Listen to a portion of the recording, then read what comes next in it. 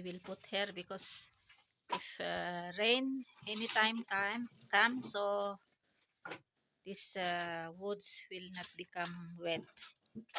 So we put here in this place.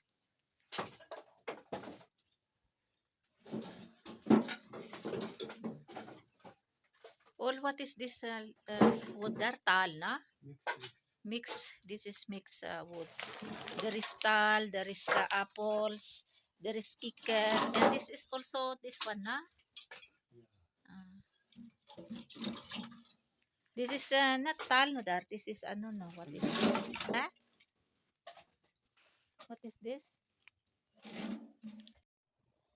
Ayan, ito lahat, oh, binuhos ko dito. Ayan.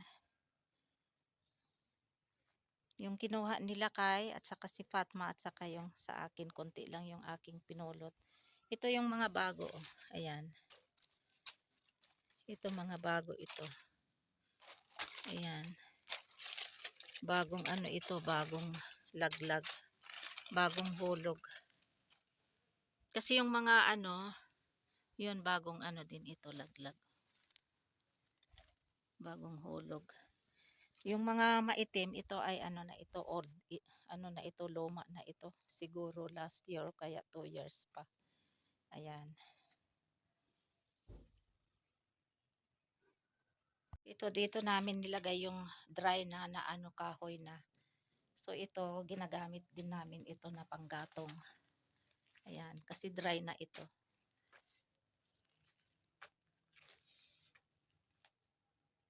Ito yung mga pine cones, oh, na panggatong. So ayan yung mga kahoy dyan. Ito yung kinakat nila kayo. Ito yung puno. Ito pala yung wild persimmons. Ayan yung mga bunga. Ayan, oh, kinakain ng ano, kambing.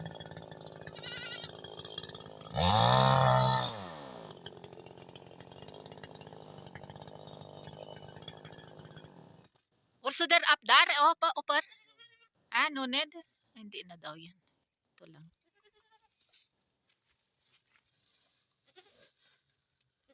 Oh, where are you?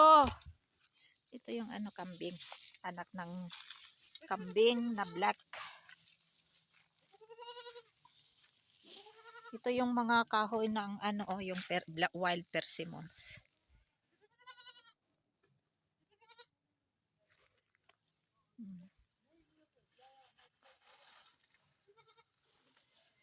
Yun yung puno. Ito na yung kahoy na sibak na lahat ni Lakay at saka si Fahad. Ayan. Ito yung ano, tree ng wild black persimmon. Ayan. Yun yung ano, yun yung puno. Ayan. Puntahan natin yung ano, nalinis na kasi nilakay. Ayan, ito na. Ayan. Meron pang kahoy doon na ano, maliliit. Ayan. This is wild black persimmons. Iba yung ano, yung orange ba na ano, persimmons na ginagawang cake. Pero ito makain din, masarap. Marami nga lang itong seeds. So ito ay ano, pagkain ito ng kambing namin kasi gusto nila ng itong persimmons na kainin yung kambing. Saka ito naman yung aming kakainin, tanggalin yung mga ano, yung mga kahoy niya. Dapat ano, ganyan siya, tanggalin lahat ito. Ayan. Para ready to eat na, yung buto na lang. Marami kasing buto ang ano, wild persimmons na ito. Sa isa ay nasa 5 to 6 ang seeds nito. Ito naman yung pang ano, kain ito. Hindi ko pa natanggal yung kahoy-kahoy niya. Ito yung ano, ayan. Ito siya, tapos ano, yung isang ano nito ay mga 4 o kaya 5 ang ano, seeds. Nakulog na yung seeds. Ayan, matamis-tamis, masarap ito. Wild, black persimmons. Ito naman ang aming mahiwagang chimney o kaya bukod. Ito kagagatong ko lang at saka mag-start na din akong magluto ng ulam namin for dinner. Pag winter talaga, common itong chimney o kaya pugon. Lahat ng mga bahay dito meron talagang chimney sa loob ng kusina. Kasi sa sobrang lamig. Hindi na ako pumunta sa mga bahay-bahay. Dito lang malapit sa bahay namin. Ako pumunta siguro mga 2-3 lang yung pinuntahan ko. So ito yung pugon namin. Ayan ang pipe niya. Tapos meron yang sa taas hanggang yung pipe niya. Ayan. O kaya yung hose. Yan yung labasan ng usok sa taas ng yero. Ito naman yung kanilang chimney o kaya pugon. Ayan, 2 burner din. Ayan, nagluluto sila dito. Aywan ko niluluto nila.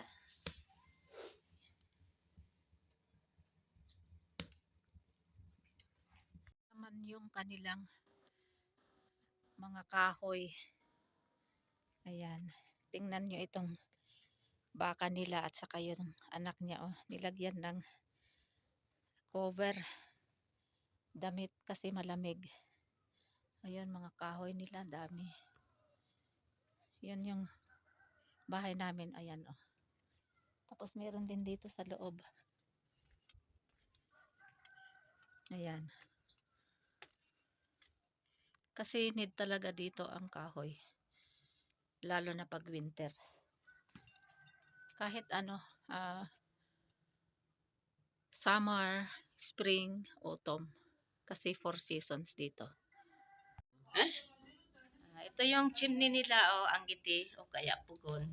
Ayan. Ayan. Daming kahoy.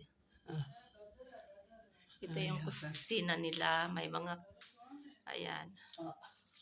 Ito yung binigyan ko ng bahay ng cake.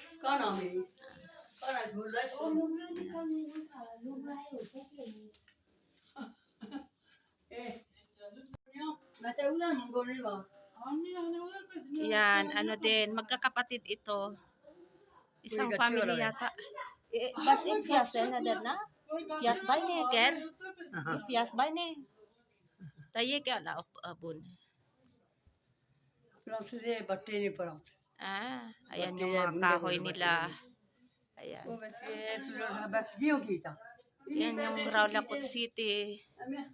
Ayan. Ano yata ito? Persimmon.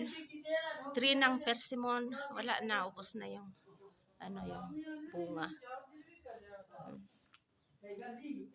Ito yung nila.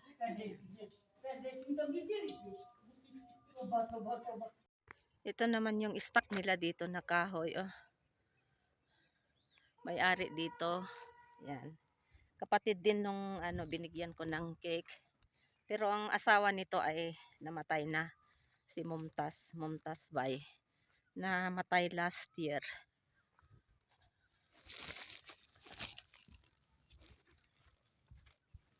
So doon ako galing sa taas. Ayan. Dito yung daanan papunta doon sa bahay namin.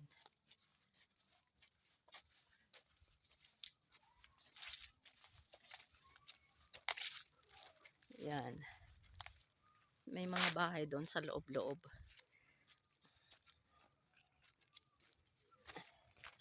Ito yung daanan. Papunta doon.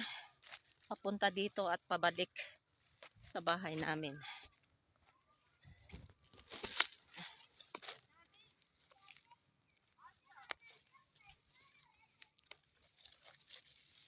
Ayan.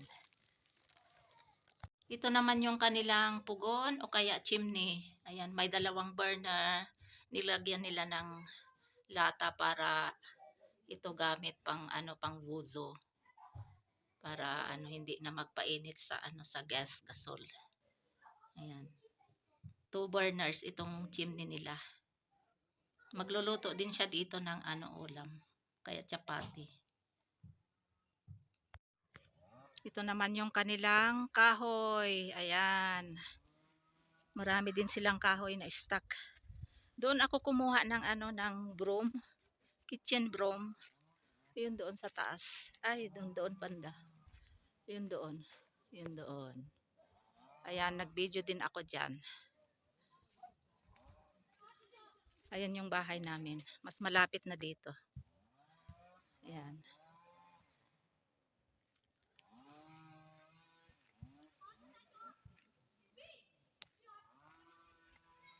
Kaya ano, babalik na ako.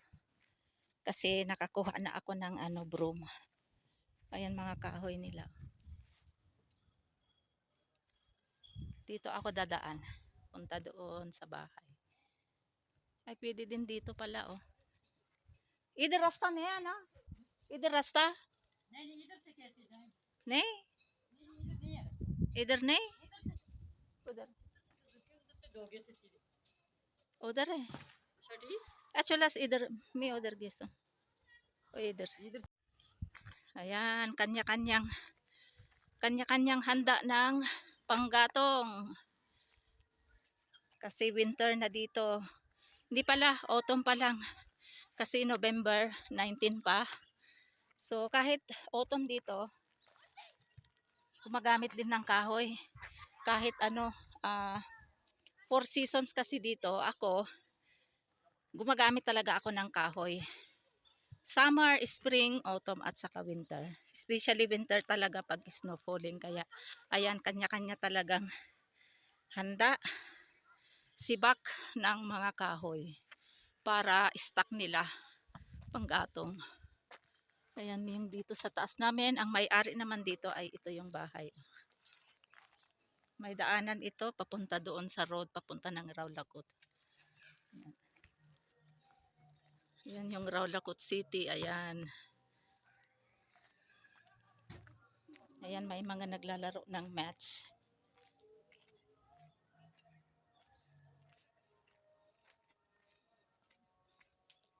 Ayan, azan na ng ano, ng asir. Andito ako sa taas. May chance ako na pumunta dito kasi nga kumuha ako ng broom. Yan, may kahoy din pala sila dito. Ito yung bahay nila.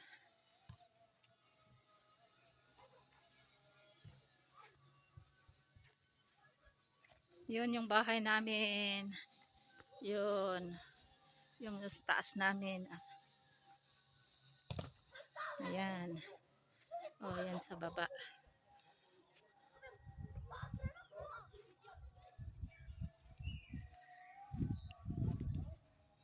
Yan, naglalaro sila ng cricket. Ayan.